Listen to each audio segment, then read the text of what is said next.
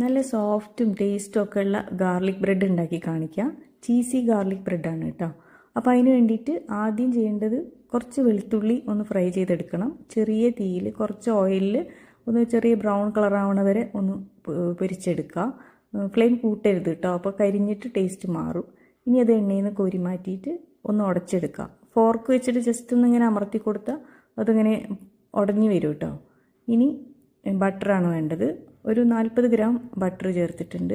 ഇനി അതിന് ടേസ്റ്റിന് വേണ്ടിയിട്ട് കുറച്ച് ഹേർബ്സൊക്കെ ചേർക്കണം. അത് നമ്മളിങ്ങനെ ഷോപ്പിലൊക്കെ വാങ്ങിക്കാൻ കിട്ടുമല്ലോ, ഈ പിസയിലൊക്കെ ഇടുന്ന പോലെ. അങ്ങനത്തെയൊക്കെ ഹേർബ്സ് ആയാലും മതി. ഞാനിവിടെ ഗാർലിക് ബ്രെഡിന് ഇടുന്നതായിട്ടുള്ളത് എൻ്റെ അടുത്തുള്ളത് കൊണ്ട് ഞാൻ അങ്ങനെ ഇട്ടിട്ടുണ്ട്. അതും കുറച്ച് ചില്ലി ഫ്ലേക്സും, പിന്നെ ഇത് ഉപ്പില്ലാത്ത ബട്ടർ ആയതുകൊണ്ട് കുറച്ച് ഉപ്പിടുന്നുണ്ട് കേട്ടോ.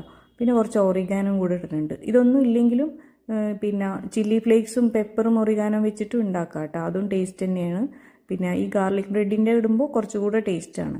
ഇനി ഇത് നന്നായി ഒന്ന് മിക്സ് ചെയ്ത് മാറ്റിയേക്കാം. അപ്പോൾ ഞാൻ ഉണ്ടാക്കുന്നത് ഇതുപോലെ പാവ് ഭാജിയൊക്കെ ഉണ്ടാക്കുന്ന ബ്രെഡിലാണ് കേട്ടോ. അപ്പോൾ അതിൻ്റെ മുകളിലത്തെ ഭാഗം മുറിച്ച് മാറ്റിയിട്ട് നമ്മൾ മിക്സ് ചെയ്ത ആ ബട്ടർ ഫുള്ളായിട്ട് അതിൻ്റെ മുകളിലേക്ക് ഇട്ട് കൊടുക്കുക. ഒരേപോലെ തേച്ച് കൊടുക്കുക കേട്ടോ. പിന്നെ ഇതിപ്പോൾ ചീസി ഗാർലിക് ബ്രെഡാണല്ലോ, അതുകൊണ്ട് കുറച്ച് ചീസും കൂടെ ഇടാം. മൊസറില്ല ചീസാണ് ഞാൻ ഇട്ടത്. അതും അതിൻ്റെ മുകളിൽ ഫുള്ളായിട്ട് നിരത്തി കൊടുക്കണം കേട്ടോ.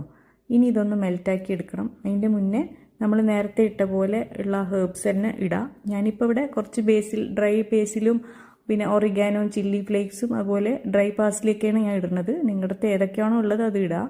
പിന്നെ പാഴ്സലി ഇല്ലെങ്കിൽ കുറച്ച് മല്ലിയില ഇട്ടാൽ മതി കേട്ടോ. പിന്നെ മൈക്രോവേവിൽ ഒരു 2 മിനിറ്റ് വെച്ചിട്ട് ഞാൻ ചൂടാക്കി ഉരുക്കിയെടുത്തിട്ടുണ്ട് ചീസൊക്കെ. മൈക്രോവേവ് ഇല്ലാത്തവർക്ക് പാനിൽ വെച്ചിട്ട് അടച്ചിട്ട് ചെറിയ തീയിൽ വെച്ചെടുക്കുക. അപ്പോൾ അതിൻ്റെ കൂടെ ചെറിയൊരു ബൗളിൽ കുറച്ച് വെള്ളം കൂടെ വെച്ച് കഴിഞ്ഞാൽ ഈ ബ്രെഡ് ഇങ്ങനെ സോഫ്റ്റായിട്ട് തന്നെ ഇരിക്കും കേട്ടോ, മൊരിഞ്ഞു പോവില്ല.